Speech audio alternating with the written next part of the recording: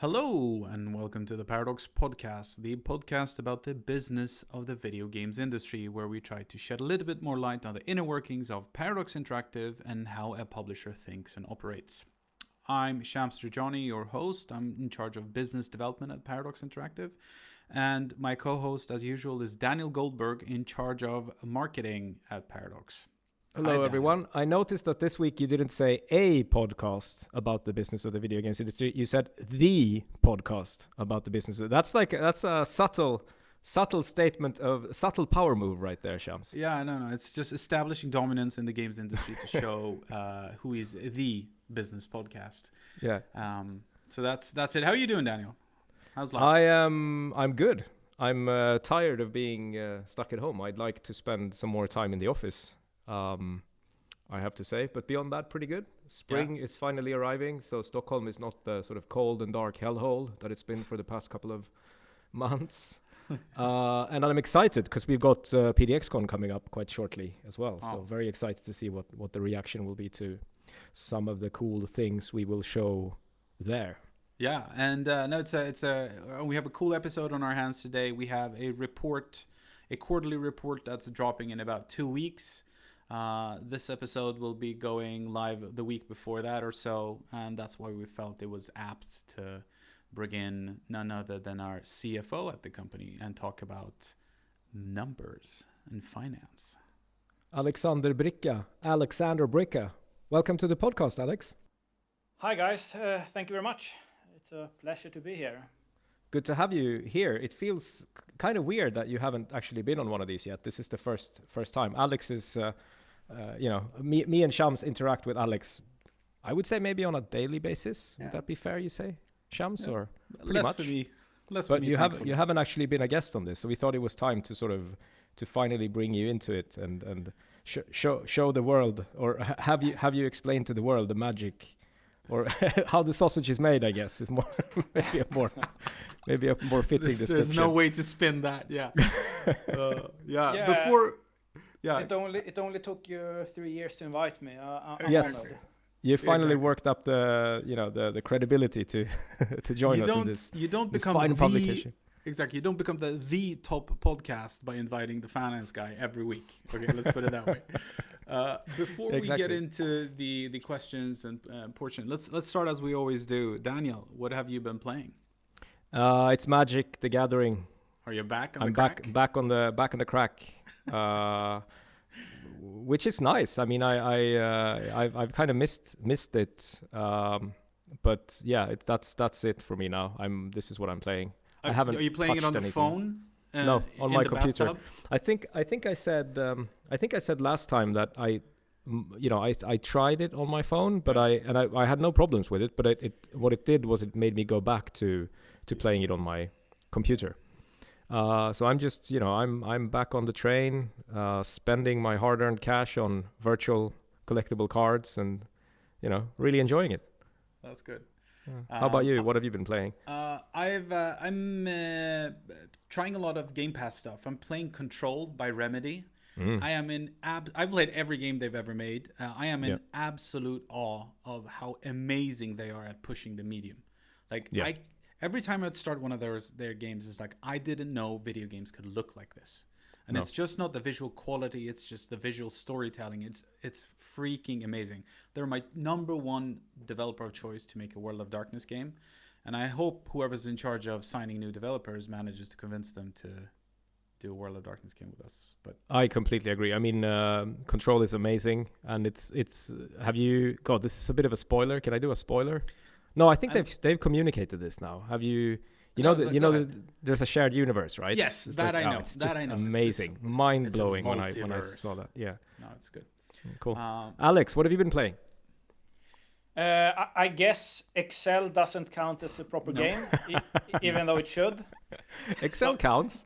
If you're the CFO, you can say that. You can say that you've been. Yeah, that's actually a very good answer. It's a sandbox game. I mean, you decide what's gonna happen. It's a Paradox game. Could be a Paradox game, actually. Could be. Could be. CFO simulator. Exactly. Forecast simulator. Yes. Yes, indeed. No, I think Maybe I'm the only one who finds this fun. I found that very funny, actually. It's it could work. funny because it's true. Yeah. No, I think top time spent would be Bolibompa that I play with my 3-year-old daughter. She finds that very amusing. I find it a bit difficult to enjoy after 1 hour. It's a bit boring. Bolibompa is a Swedish kids TV show. For those of you who might not know, it's so fairly niche. Street, yeah. It's fairly niche, but they have developed it into a game as well. Very popular by 3-year-olds. No, apart from that, I mean, proper games. I played some CK3 during the weekend. It's a very cool game, very cool. Good game. Yeah.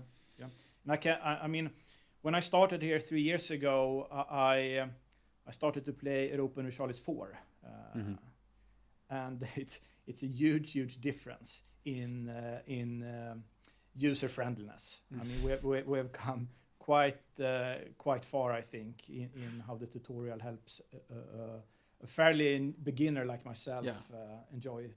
I mean, I agree. I think you only need one PhD in history now to play one of our games. Yes, exactly. Very true. Has a big impact on the numbers though, which is interesting. But yeah, it does. Okay, should we get into it then?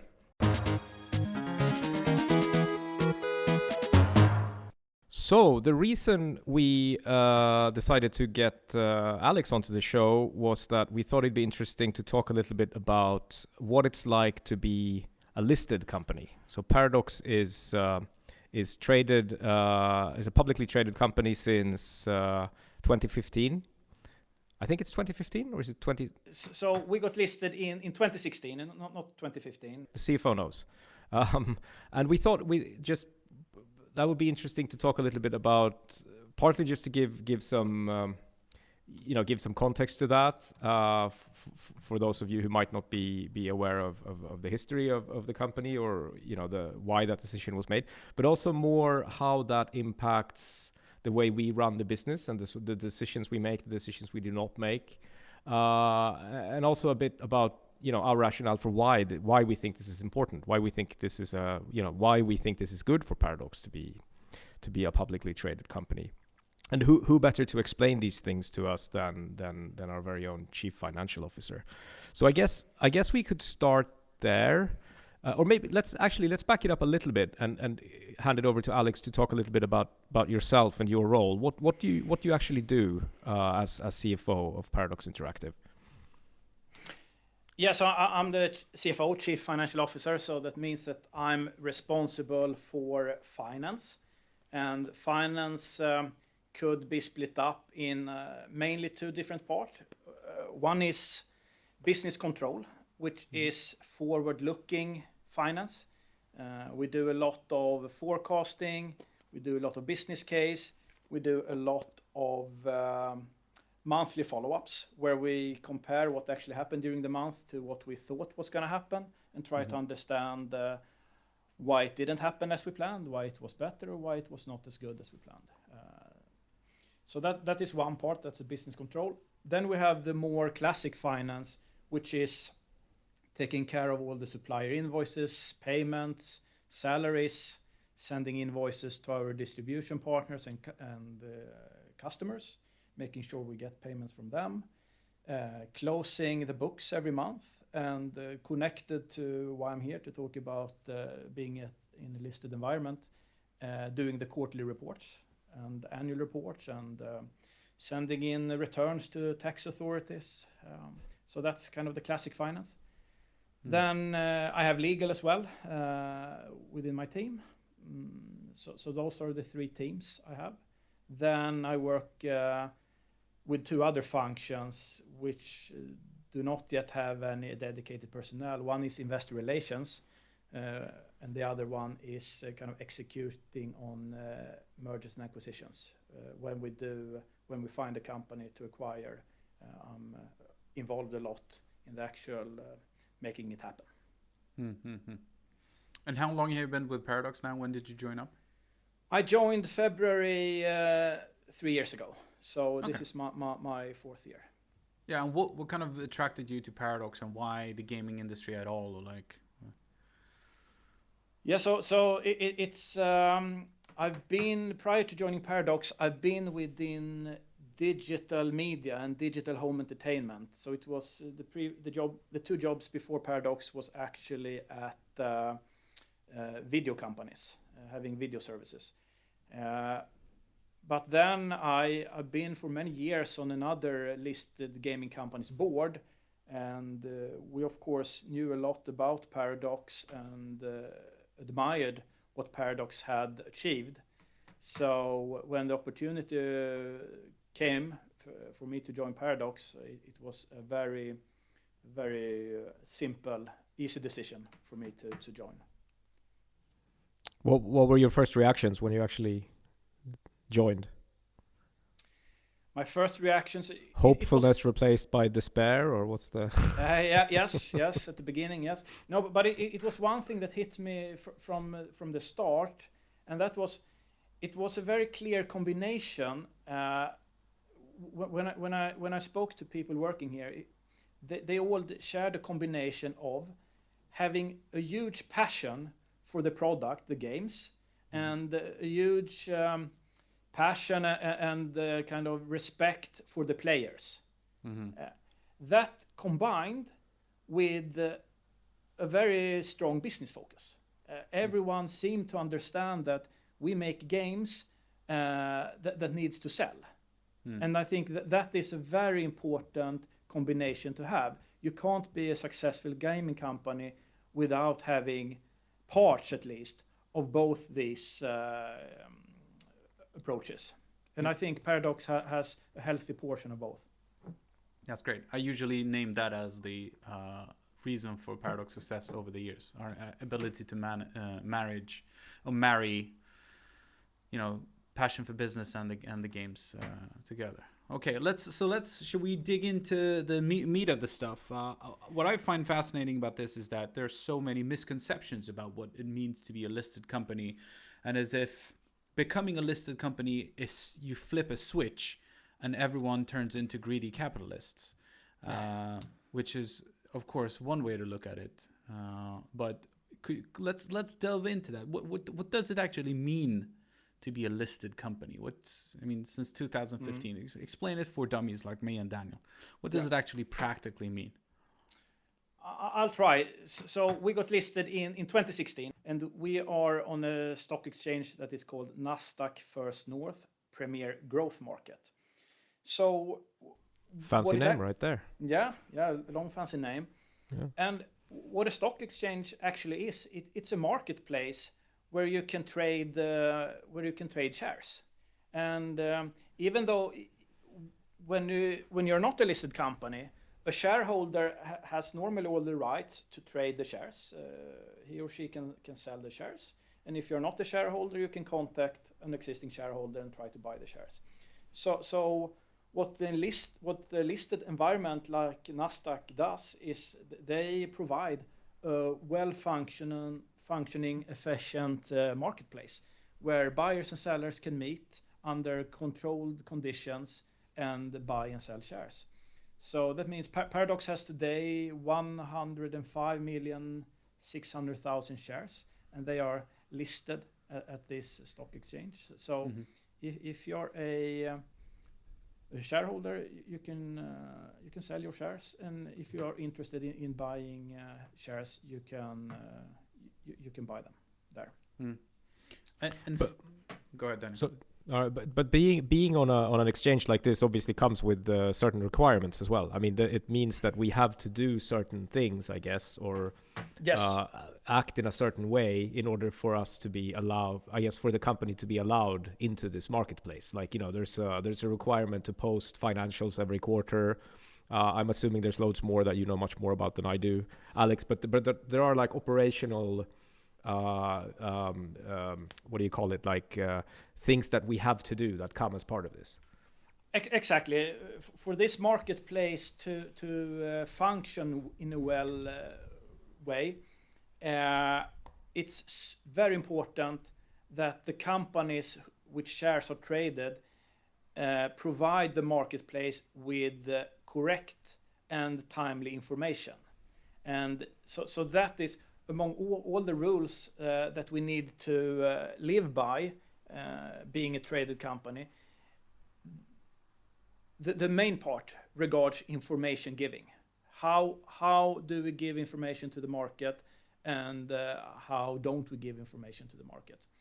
So, and this is mainly financial data. So there is, for example, a kind of a positive requirement, and that is we need to, with regular intervals, give away, publish a set of financial data. We do that every quarter. So every 3 months, we send out a quarterly report on a certain date, and this quarterly report includes a set of financial data points. So it's a 20+ page report.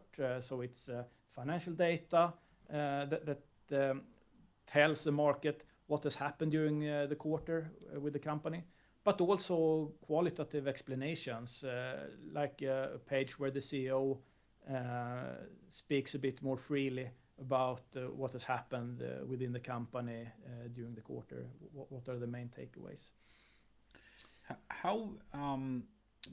How big differences are there between companies that are listed? Like, I mean, I get the impression that we push back on certain, not requirements necessarily, but investors sometimes expect companies to behave in a certain way, and the gaming industry is different from other industries, and Paradox is different from other companies.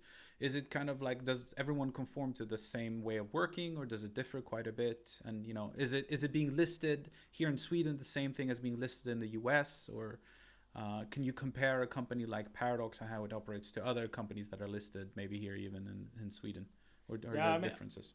I mean, you can interpret the rules in some different ways, and the rules are different depending on what stock exchange you're at. But even within the same stock exchange, you can interpret the rules a bit different. So one thing that differs companies, for example, is publishing forecasts and giving out targets. Many companies do that. They say that, okay, so 2021, we predict that we will have a certain revenue and a certain earnings. Paradox, as many other companies, has chosen not to do this. So we do not go out and guide the market what to expect. And I think this is very important. And it's a good thing for us as a company that we don't do this, because I think once we start guiding the market on what to expect from a specific quarter or a specific year, that comes back with an expectation on us. If the market is expecting the first quarter of 2021 to have a certain revenue and certain earnings, we will try to please the market, and that is not good, I think, because that can make us take short-term focused decision instead of focusing on the long term, what is best for the company long term. Trying to please the market for specific quarters risk us to taking decisions that is good short term but less good long term. So that's why we don't publish our forecasts. I can add maybe a little bit to this as someone who's been involved in sort of writing a number of a number of press releases, and a number of also been involved in the number of the creation of many of our quarterly reports. It's really, this is something that we stick that we really stick to, and we really try to avoid giving these kind of statements that say something about what we think will happen, or what we think about how a specific game or release will perform.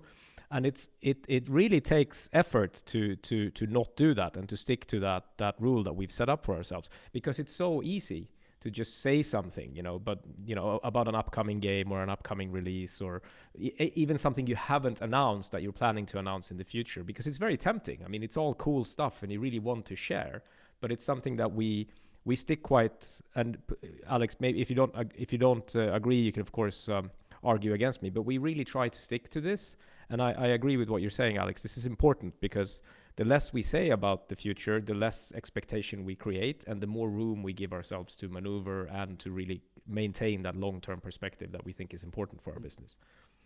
Yeah, but the market doesn't like us doing it this way. They would prefer us providing guidance and sharing more information, right?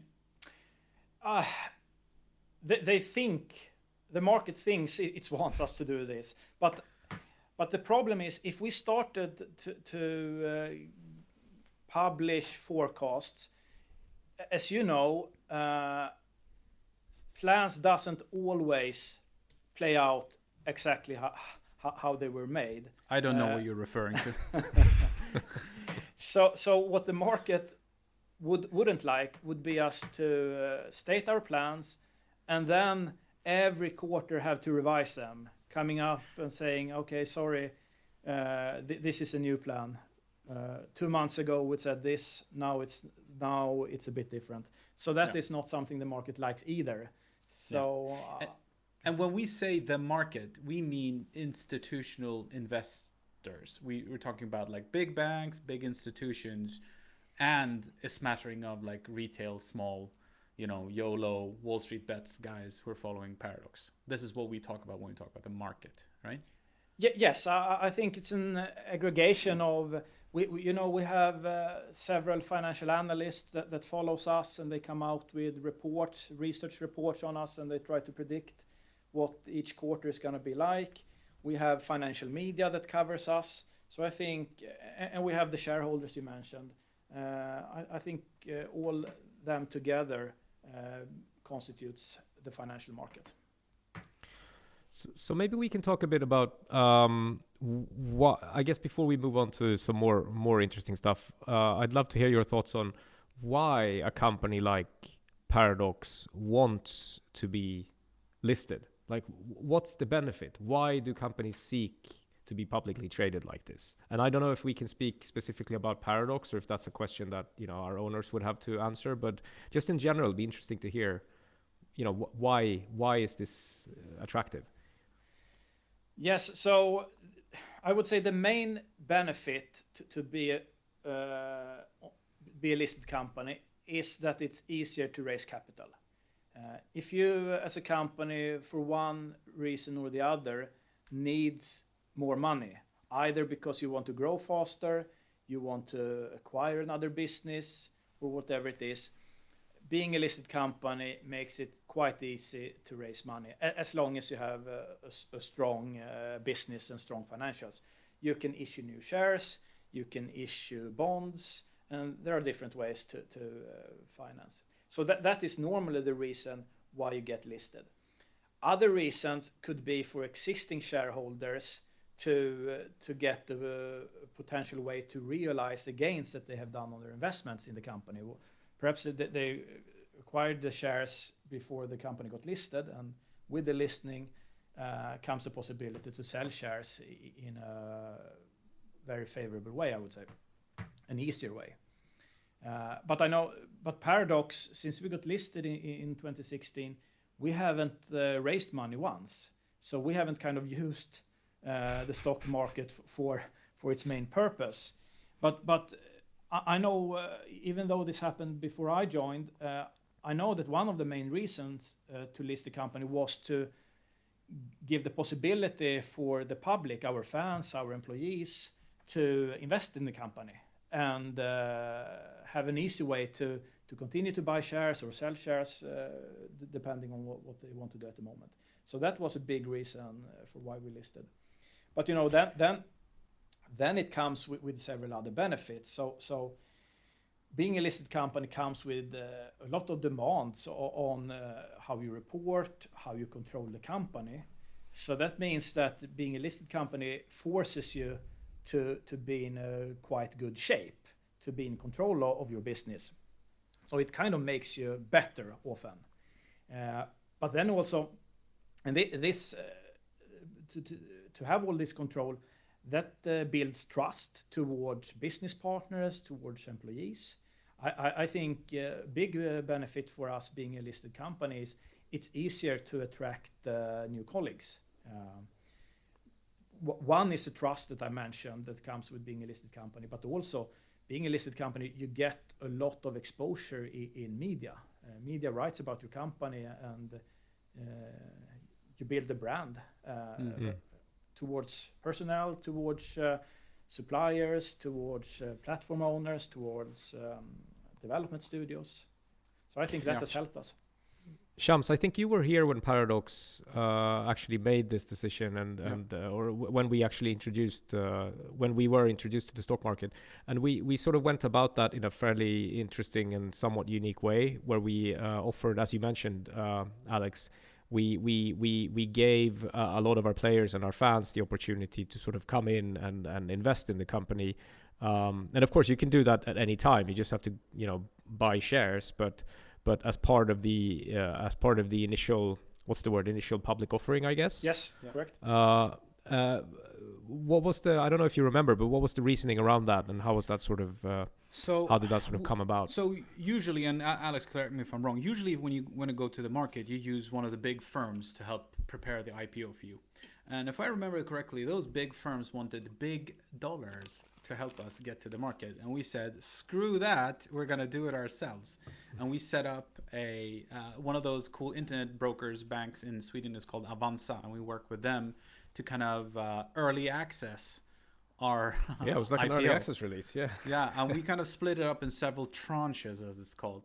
We said that first and foremost, we want to make sure that our employees, people who worked at Paradox at that time, and their friends and family had the chance to kind of buy in first. Secondly, we said that people on the forums who had been following us for a very long time and built our success with us would get a chance. So people actually got to kind of download a form, fill out their forum nicknames, sign up for the number of shares they wanted to kind of buy, and then they got a chance to partake in the IPO before we went to the final tranche, which was general market, and kind of figuring out a way to kind of go broader rather than do it in the traditional sense where you usually set up the IPO with the backing of some major banks. But the difference for Paradox was when we IPO'd, we didn't do it to raise money, like Alex said. It's not like we IPO'd so we could raise 1 billion SEK to buy company X, which is how it's usually often done. So that was kind of the approach there. And initially, and this is a question I want to come back to, is that we IPO'd, but we had a little bit of a problem. Because usually when a company is listed on the market, there's a quite amount of stock that's available for people to buy. We're talking about the free float, it's called, right, Alex? The number of stock that is available freely to purchase and sell at any time. But Paradox had such a stable user base, or owner base, is that there weren't enough stock for Paradox, people interested in Paradox to buy. So whenever somebody sold or bought, the stock would go wildly up or wildly down because the owner base was very stable. And this is something I want to come back to, is that when we talk about like what does it mean to be a listed company, it can mean very wildly different things. At the end of the day, it depends on who owns your stock and how big part of that stock base is owned by long-term owners, such as Fred owns quite a big chunk. Spiltan, our partners, have been long-term owners for a very long time, and then there's a bunch of other very long-term owners as well. That's a very different setup compared to a company where maybe the core management team and the founders of the company only own a few percent, and the rest belongs to many different financial institutions. Alex, could you speak a little bit to the dynamics of how that might differ if you have a very stable kind of owner base like we do compared to some other companies? Yes, I mean, you're right. We have a few owners that owns quite a lot of the company, which is, I would say, rare for a company of this size. But perhaps more important is also what you touched a bit on, is that as a company, you normally prefer to have owners that are long-term in their investments, meaning that they are ready to stick with the company regardless whether you in a certain quarter report a strong or a weak quarter. And that we have had the luck or the benefit of having yes, for sure, Fred and Spiltan and Right Ventures, they have been with us for a very long time, and they own a big part of the shares. But also the other shareholders on the top 10 and the top 20 list, like the Swedish institutions like Handelsbanken, Robur, SEB, Didner Gerge, and so on. They are also very long term, and that makes our life much easier, because when you have a slow quarter, because you didn't release any games in that quarter perhaps, they let you continue with your business because they trust you to deliver good returns in the long run, and they don't they don't kind of try to push you to make short-term decision to deliver a better quarter. Okay, because that's the traditional kind of dark picture you get of public companies, that they're so incessantly focused on this specific quarter that they're working on, and they'll try to do anything to kind of trim up the numbers for that specific quarter instead of acting in a long-term good fashion. Yes, I mean we deliver our results on a quarterly basis, so we are always measured on a quarterly basis. So that makes it, of course, easy to focus on that. But we within the business, but also our main shareholders knows this, that a quarter is a very, very short time period for a company like ours. So you can't look at our performance for a single quarter and make an informed decision on where the company is heading. You need to look at us over a much longer period of time. So therefore, I mean, when you have a grand strategy game that lives for 8 years, you know, that's a lot of quarters right there. So it's just looking at one gives you a very small snapshot of everything. So maybe following up on that, interesting to talk a little bit about how you know, partly being a publicly traded company, but also the owners that we have, how they have or maybe have not impacted our decisions and our strategy and just our business in general in the years past. I don't know if there are any examples or anything we can say on that. That I'm trying to get at, what does it mean for how we operate, if it means anything at all? You know, does Paradox do different things? Do we act differently now compared to how we would have acted if we were a private company, or is it really the same? I would say, thanks to the fact that we have long-term owners, we don't act much different compared to what we have done if we hadn't been a listed company. What you can end up doing if you have many short-term shareholders is that you want to please the market for specific quarters, and then you can, for example, the most concrete example would be we release a game in a specific quarter because we want that quarter's result to be good, and perhaps the game is not ready to be released. For the long-term performance of the company, it would have been much better to wait 4 months with the release of the game. That is something we want to be able to continue to do, release the games when the game is ready, and that we have been able to do that regardless of being a listed company, and I think that is tremendously important.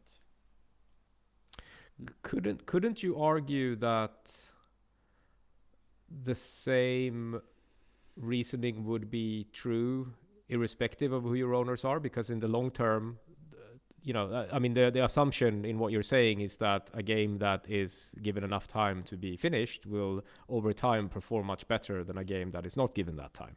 So yes, but then as an owner, you need to wait for that game to release and see that quarter goes up. But, right. So if your perspective is literally just, you know, I want to make a profit out of this share within, you know, the next 3 months or 2 months or whatever, then, you know, of course you want that money to come in sooner rather than later. Exactly. Do you feel that there are any other kind of myths or misconceptions about being a publicly listed company that you kind of encounter? I think, to me, who's an extrovert who deals with a lot of partner management and stuff, the aspect of your work that I find most appealing, that I kind of fantasize about being able to have, is investor relations. To be able to get all of these institutions and banks keep asking pumping me for information, and I just give these short, funny, sarcastic answers back. This is, I imagine, how it is all day long. This is what you dream about, is it? This is your. It is. When you daydream about your next career move, this is it. Because they get in touch with me and say, "Can't you join us in the next call? Alex doesn't tell us anything," and then they want to talk about the games. We can. So can you talk a little bit about that aspect of it? Yeah, I mean, we can set up a summer internship if you're interested. Please. I mean, no, but yes, that's a big part of my work with investor relations to speak with the financial analyst and with the shareholders. But we want them to have a good understanding about our business. But at the same time, we can't give them more information than we give to the market in general. We want to treat all the investors, big or small, in the same way. So therefore, we are very reluctant to give away much information to the bigger shareholders as well. And I think communication is actually one of those areas where this introduces a lot of complexity that you wouldn't necessarily have otherwise, because it's I mean, partly communications for a company like us is complicated because your user base or your player base or your customers are typically very invested in what you do. Like a Paradox player typically cares more and is more interested in Paradox than, you know, your average consumer of, I don't know, soap or I don't know, dishwasher fluid or something. It's you there's a relationship to what we do, right? And there's a lot of speculation and a lot of interest in our, not just our performance as a company, but also our games. And then if you add investor relations on top of that, it's just like it's another audience to consider, right? Yeah. And there's also all of these regulations, on what you have to communicate and what you can't communicate, and when certain things need to be communicated, if it can be considered, important information for the market in one way or another. And this typically is, I wouldn't say it's always a pain, but it does introduce a sort of new layer of complexity into things like, when you announce that a game is late, maybe, or when you announce that a new game is coming, or things like that. It's just an extra layer of work, as it were. And one should say it's an extra layer for those that are in charge of communication, not the average employee at Paradox. Oh yeah, of course. Yeah. The most major. What would you say is the most major impact for the average employee at a listed company or at Paradox, for instance? But I think you're touching on something important here, and that is, since we need to publish important information, like inside information to the market at the same time, we need to be very restrictive with such information within the company. And that is perhaps something we wouldn't have been in the same extent if we weren't a listed company. Then I'm sure we would have been more transparent with internal information sharing. Yeah. So the main rule here is that if there is an information that hasn't been made public yet, and if being made public, that information would have a significant effect on the share price, we need to handle this information according to a set of rules. And one of those rules is that we can't share the information internally to anyone who doesn't need to have the information to perform his or her work tasks. Yeah. So once we have this kind of information, so for example now, when we have information about the Q1 result, and then we can either publish the information immediately, or as with the quarterly reports, we have already set dates for when they're going to publish. So that means that then we take a formal decision to postpone the announcement of the result, and we create a list where we list all the colleagues that have access to this information. And this list can't be a list of 60 people. It needs to be very limited. And it also comes with restraints, because once you are on one of these lists, you shouldn't trade with the shares, because if you do that, you risk penalties. Okay, so as a point of kind of a reference, coming back to this sharing with the market, right now, what have we communicated to the market about our future releases? Very, very little. What is the next upcoming release, full game release? We can't say that. We can't say that because what have we said to the market so far? We have announced one game that we haven't released yet. That's Bloodlines. Yes, exactly. Yeah.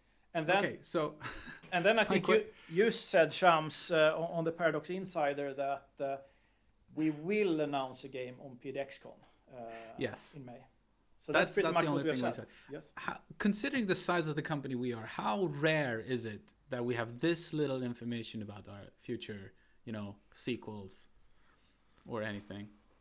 Well, we've been in situations where we haven't announced anything. I remember if it was after Imperator or maybe even after Surviving Mars or something, we were in a situation where we literally hadn't externally communicated anything about what was coming up. Okay. Which is quite interesting. I don't know if it's good or bad, but it speaks to what Alex and myself were talking about, is that we have this, principle about not giving out a lot of information about stuff that's coming up in the future, which I think is very good.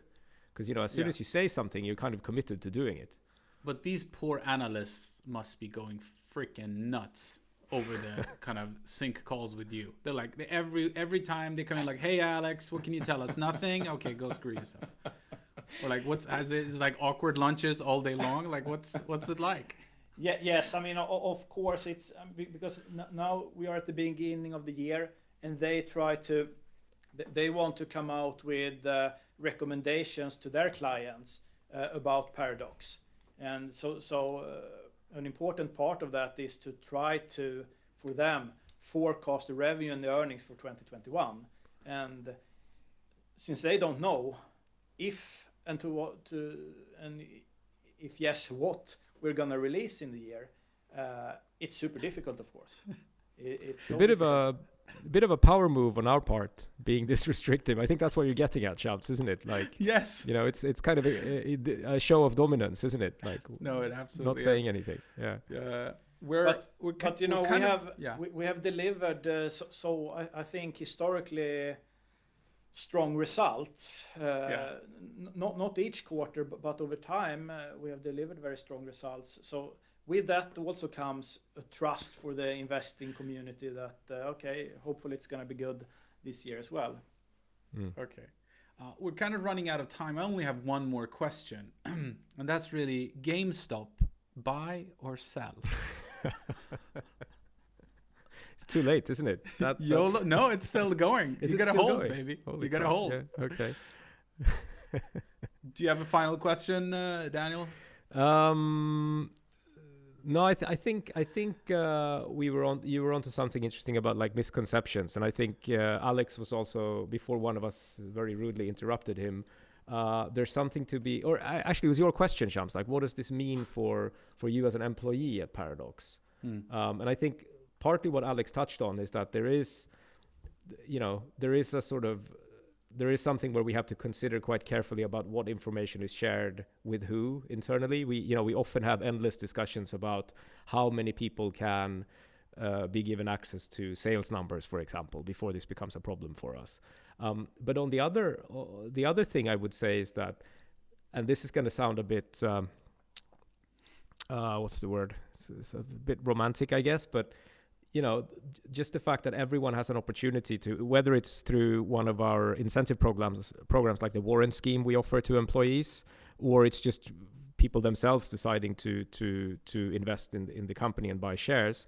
I think there is something quite nice about that, about many of our employees choosing or not choosing, but at least given the opportunity to sort of own a part of the company and be part of the, hopefully be part of the growth that we create together as a whole. And that I think that is different. That is not necessarily something that would be as easy, I guess, to set up if you weren't a publicly listed company like what we are. That's correct. That's very true. Yeah. And I don't know. Sorry, there you mentioned also one thing, how this affects you as an employee.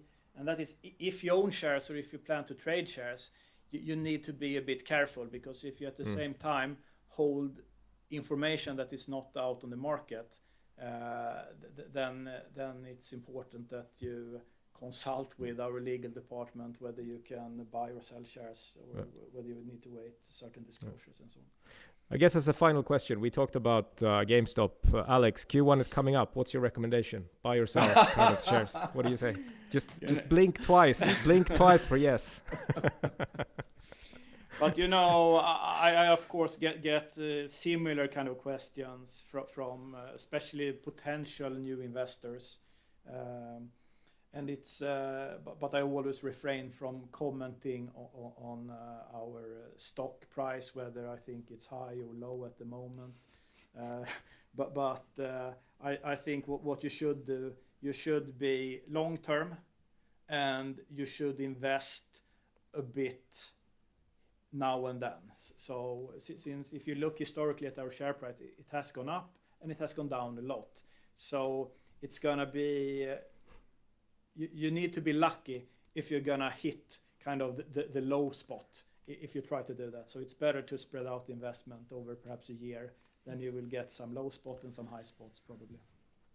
But seriously, buy or sell? What's the you sound like a financial analyst.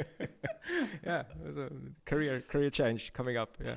Listen, Alex, thank you so much for joining us. This was a really good conversation. Much appreciated. And to those of you who are listening, as always, thanks for giving us your time. We will be back in a couple of weeks. Until then, you can reach us on Twitter, on the Paradox Forum. Let us know what you want us to talk about. Let us know what you think, and we shall act on that feedback if and when we get it. Have a great week, I guess. Yep. Take care, everyone. Bye-bye. Bye, everyone.